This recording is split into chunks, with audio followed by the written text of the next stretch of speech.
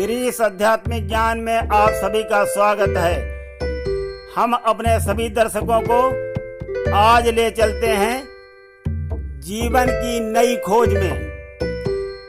ये रचना करना मैंने अभी आरंभ किया है। साथियों, हमारे सबके जीवन में बहुत सी विसंगतियां अभी भी भरी पड़ी हैं। सबको मिलकर इन्हें दूर करना ही होगा। साथियों, प्रस्तुत है पहले छोटा सा पोयम, उसके बाद व्याख्यान के लिए एक छोटी सी कहानी। इसमें वृद्धावस्था का जिक्र किया गया है, तो सुनिए।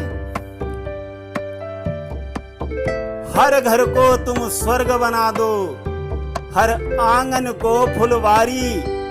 शुभ कर्म करो वो धर्म करो, जिस धर्म से हो सब लोग सुखारी।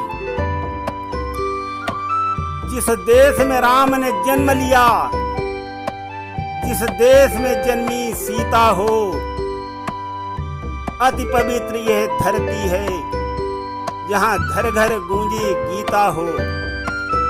माता निर्माता होती है, ये वेदों में बतलाया है।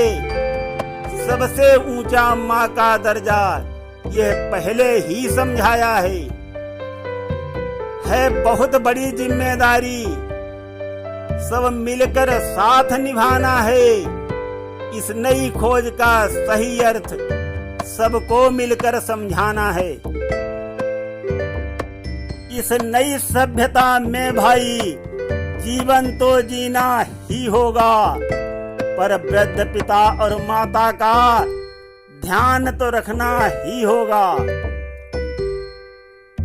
ईश्वर को भी मत भूलो, बस झूठे भोग विलासों में सब मिलकर ऐसा काम करो, हो नाम दर्ज इतिहासों में। ईश्वर देता सबको, पाने वाला भी पा जाए। निज हिस्से के ही पात्र बनो, कलयुग में सतयुग आ जाए। इस जीवन का उपहार मिला, इसके बदले उपकार करो। शुभ कर्म करो बनकर विनम्र, सबसे अच्छा व्यवहार करो। उपवन के पावन पुष्पों से धरती को सजाया जाएगा।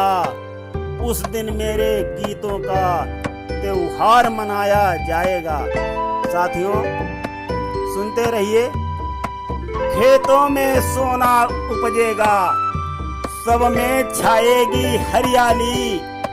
दीन अनाथों के घर घर में होगी उस दिन खुशहाली। निर्धन की कुटिया चमकेगी, जब दीप जलाया जाएगा।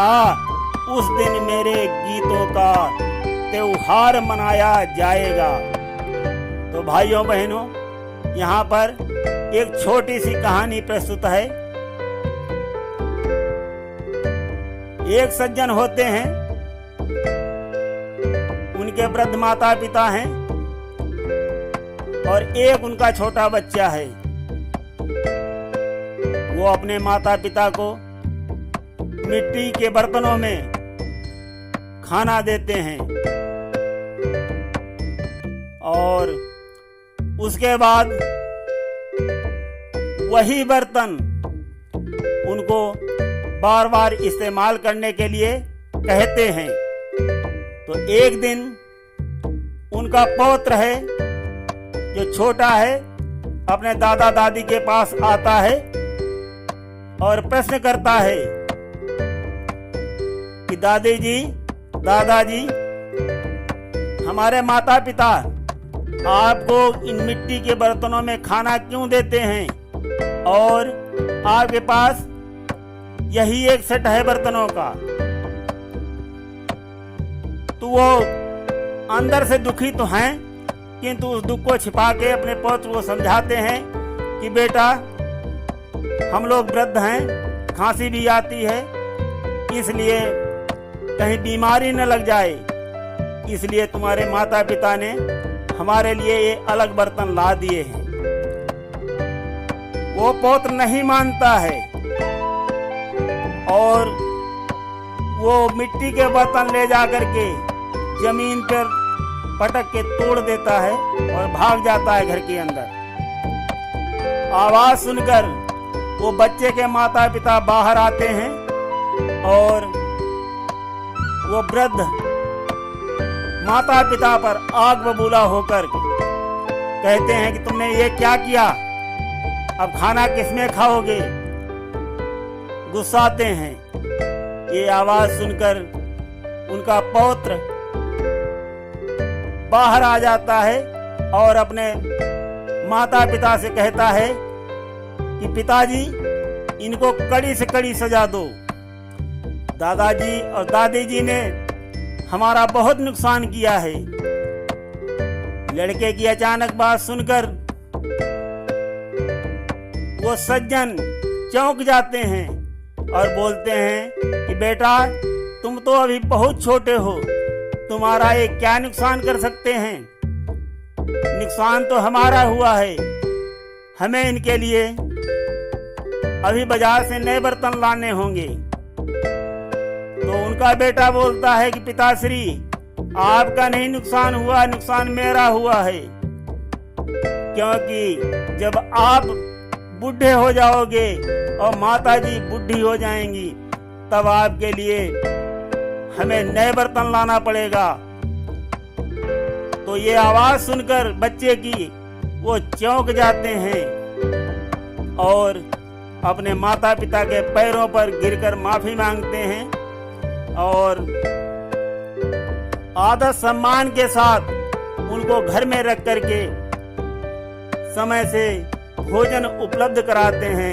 तो भाइयों बहनों, ये सीख हम भी आज से ही ले लें।